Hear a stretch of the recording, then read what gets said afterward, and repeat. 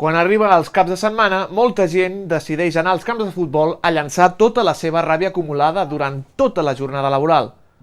Un dels insults més comuns que s'escolten en tots els camps de futbol és el de fill de puta. Per això, una associació de prostitutes ha decidit demanar a la FIFA que aquest insult es retiri completament dels camps de futbol d'Espanya. La petició demana que l'esforç que es destina contra els crits racistes es destini també al menyspreu pel seu ofici, un dels més antics del món. L'AMPE, una associació amb més de 25 anys d'història, vetlla pels interessos de les professionals del sexe, com ho demostra aquesta demanda a la FIFA, i la sol·licitud realitzada l'any 2009 perquè s'eliminés dels mitjans de comunicació l'expressió «la culpa és dels pares que les vesteixen com...». Doncs mira, la campanya Resputa respon a respecte a les putes, perquè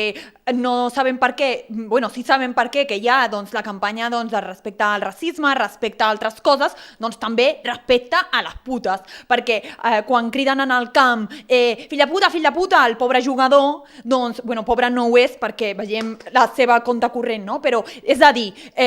no més fills de puta, per favor, perquè doncs, respecte a les putes.